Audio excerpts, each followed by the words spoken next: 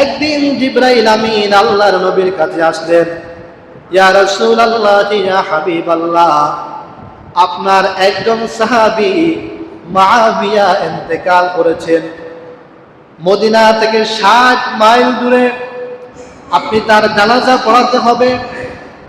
নবীজি জিবরাইলকে ডাক দিয়া বললেন, জিবরাইল, মদিনার থেকে 60 মাইল দূরে এই সাহাবীর জানাজা আমি কিভাবে পড়াবো? জিবরাইল আমিন আল্লাহর নবীকে ডাক দিয়া বললেন, ইয়া রাসূলুল্লাহ, ইয়া হাবিবাল্লাহ, চিন্তা করতে হবে না, আল্লাহ রাব্বুল আলামিন ব্যবস্থা করবেন।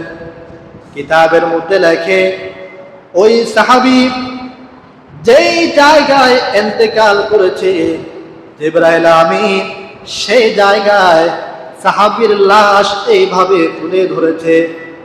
জিবরাইল যখন সাহাবীর লাশ উপরের দিকে তুলে ধরলো, আল্লাহর হাবিবের চেহারার থেকে 60 মাইল দূরে এই বিশাল পথ, সব ধরনের পথ আল্লাহ পাক দূর করে দিয়ে সাহাবীর লাশ আল্লাহর রাসূলের সামনে আল্লাহ পাক উপস্থিত করেছেন।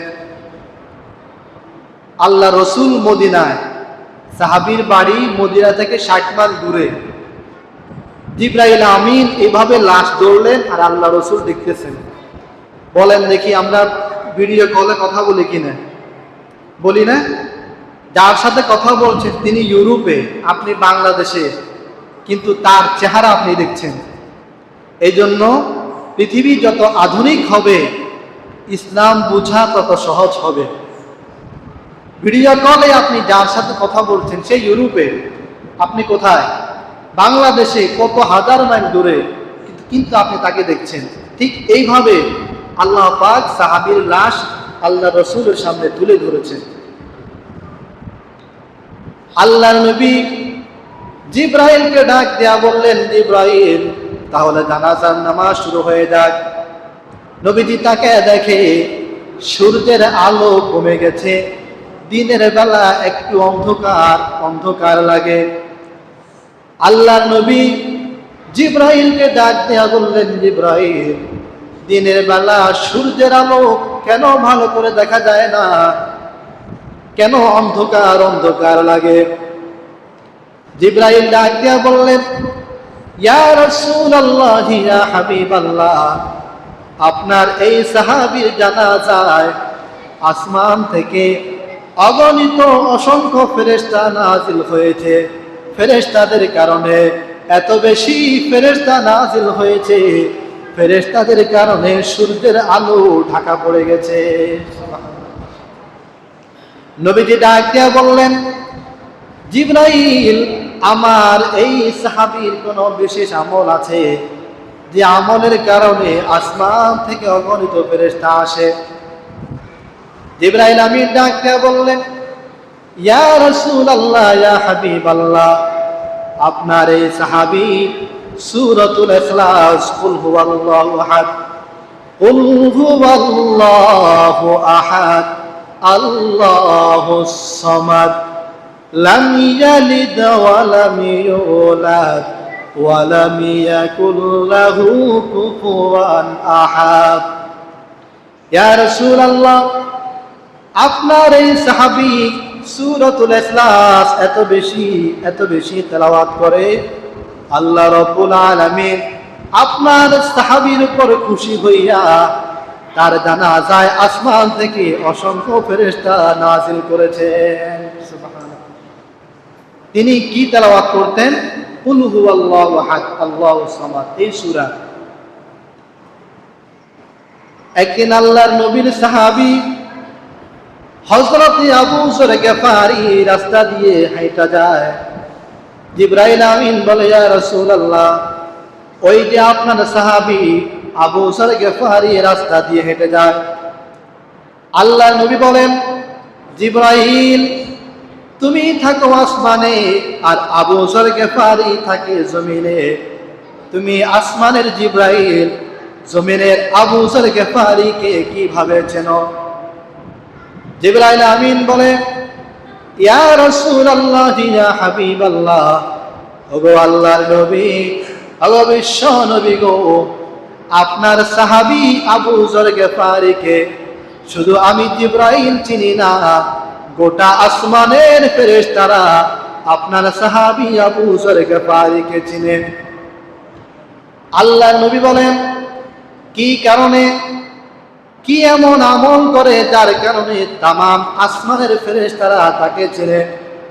জিবরাইল আমিন বলে, ইয়া রাসূলুল্লাহ, ইয়া হাবিবাল্লাহ, আপনার সাহাবী আবু যর গফারি কুল হুয়াল্লাহু আহাদ এই সূরা এত বেশি তেলাওয়াত করে আল্লাহ রাব্বুল আলামিন তার উপর সন্তুষ্ট হইয়া, রাজি হইয়া গোটা আসমানে ঘোষণা করেছে, হে আসমানের ফেরেশতারা, আমার বান্দা আবু যর গফারি সূরাতুল ইখলাস এত বেশি তেলাওয়াত করে, তোমরা সকলে আবু যর গফারিকে ভালো করে চেনে নাও।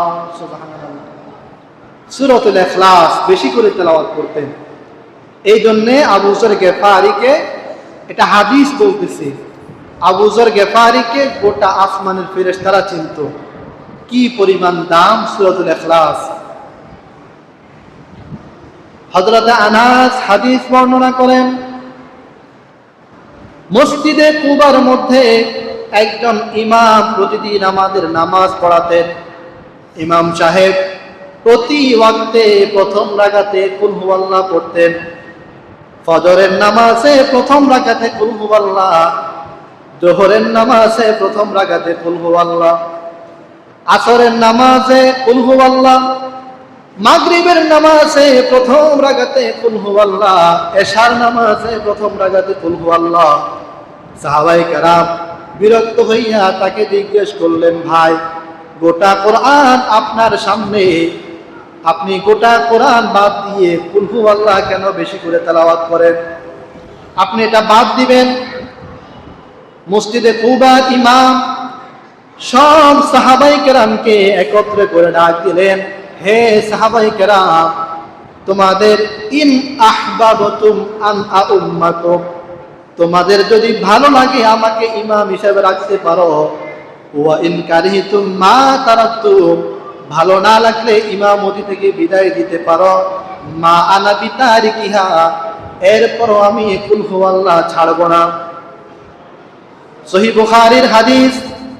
সাহাবায়ে কেরাম আল্লাহর রাসূলের সামনে আসলেন, ইয়া রাসূলুল্লাহ, মসজিদে কুবার মধ্যে এই লোক শুধু কুল হুয়াল্লাহ পড়ে।